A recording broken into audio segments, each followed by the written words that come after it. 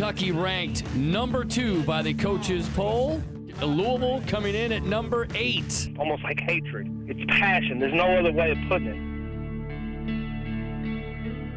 it. It runs through your blood. This is as big as it gets in the world of sports in the world.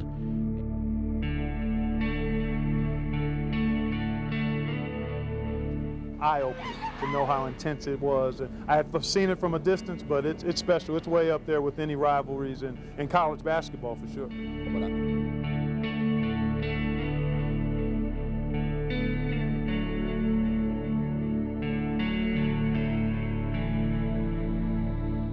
Louisville fans are hating it because Kentucky is finally getting the hype that they deserve. We are back on the map.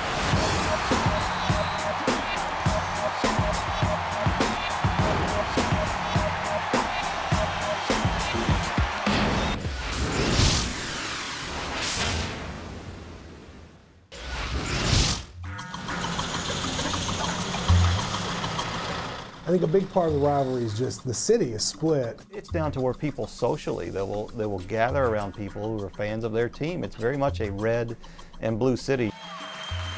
I got divorced back around 2000. I actually dated a UK woman, and when it got serious, things had to quit. They know players on other teams. They know the officials. They call out the officials' names. They're just engaged in college basketball. When I first got here, it's either blue or red, and it's like, all right, well, you can't wear blue. Like, if I wanted to have a blue car, I couldn't have a blue car, and it was just so crazy.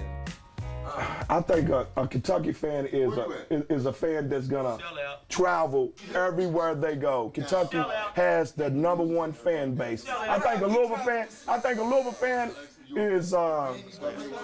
Have you even ever been in Rupp Arena? Woulda, coulda, shoulda. Have you ever been in Rupp Arena? I'm sorry, woulda, coulda, shoulda. The amazing thing was it was a rivalry, but they never played each other. These two schools are so close, and they both have great basketball programs, yet... Can we dissolve here just a minute?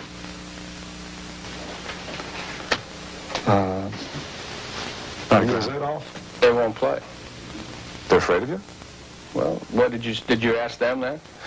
Well, we asked Coach Hall, and he wouldn't give you an answer, would he?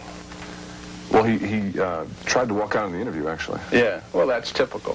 Kentucky kind of ascribed to the Adolph Rupp view of things, that he did not want to dignify the lower state schools by competing against them, and he didn't, and they did not play each other. For over 2 decades now, fans and politicians and ordinary citizens have tried to bring together these two natural basketball rivals, Kentucky and Louisville.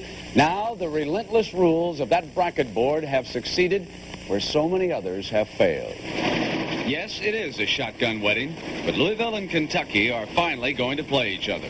March 26, 1983, I'll always remember that. And it was half red, half blue. Even the governor wore a jacket that was half red and half blue. It was off the chain. The fact that Kentucky was going to finally show the state who the big brother was. 2 legendary traditions coming now to center court. The issue of the state of Kentucky is going to be decided. Oh, well, it was the best game in the whole rivalry. Kentucky tied it up on a shot by Jim Master late in the game, put it in overtime. 2, they're going to have to get it up. Master, it'll count. We're in overtime. It's Minifield with 3. Hits a shot now to get the lead again in overtime. North with the steal. He'll put it up. Boy, is he playing well. Scooter McRae, reach in on Hurt. Kentucky a little disorganized right now, and it's really costing them. Here comes Gordon. Wagner wants the dunk. And Louisville will be remembered as the winner, the way they turned it around in overtime. 80-68 overtime. Anybody that was living here remembers the date, the score, and who won. And at the end of the game, a couple of Louisville basketball players, I think it was Lancaster Gordon and Milt Wagner, sitting up on the rim holding that sign up about the cards. U of L stepped up right when they had to, baby. Let's be honest, Tony. Compared to the games now, These games are nothing. That game sort of proved every argument that you had on that school bus. After that, UK had a bitter taste in their mouth. They epitomized the style of that time, the doctors of dunk. They had all the cachet. So Louisville was, in that era and for that run, as good as it got. And I thought that was just a thrill in itself to have them come into Cameron into a stadium. We found out why Louisville was called, was it the Doctors of Dunk or something like that? They put on a 7-minute clinic, and all of a sudden, going from 5 points up, we were 15 down. Kentucky wouldn't play Louisville for a long time. Then when they did, as soon as they started, Louisville was actually the better program for a while. Then Kentucky comes back. First thing that I would do if I was head coach is start with Kentucky basketball in state. And get the best players each year out of Kentucky and fight Louisville and whoever else that wants to do the fighting. They told me it would take 6 years to turn around Providence. Or how do you feel about making that kind of... I think University of Kentucky will get turned around in a very short period of time with me as the coach. So you get ready for a great year. And McCarty.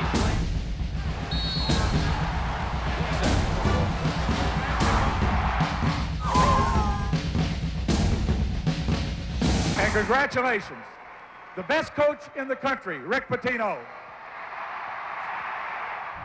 He meant everything. When he came, there was that Sports Illustrated cover that said Kentucky shame. They're on probation. He brought the recruiting back up. He instilled the three-point shot down there. And when you went to a Kentucky game back then, the energy was just incredible. I mean, he had it going as well as anybody's had it going in a long, long time. It was all about Rick Pitino.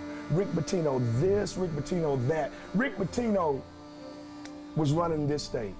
For me, it's a matter of what level I want to be at. Do I want to be a professional coach? Or do I want to try and impact lives like I have the last 8 years? And that's the big difference. After 8 years and a national championship at UK, Pitino is leaving Lexington. He'll be paid over $50 million to rebuild Boston into a contender.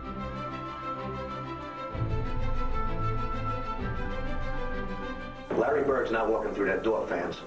Kevin McHale's not walking through that door, and Robert Parrish is not walking through that door. When I went to Boston, I said, that's it for me. Well, it wasn't. It didn't work out according to Hoyle. I've made the decision to retire. Coach Pitino's who I really want to focus in on. I want to go down and spend as much time as I possibly can. Are we really going to replace Denny Crum with Rick Pitino? I'm really not a Pitino fan. Pitino could never replace Danny Crum. All that talk about Louisville fans not wanting Pitino, that's crazy talk. We would love to have Rick Pitino. Like he's cheating UK, like he's being a traitor. I don't think it's life and death except the night you play the game. And so a UK fan would have said, I would never coach Louisville. So how can he go and do that? And Louisville fans could not be more excited about the hype of Pitino. The players know what's in store for them. No, they don't. Billy Reed once told me Denny Crum made Joby Hall look old, and that Rick sort of made Denny look old, and now Cal's sort of making Rick look old.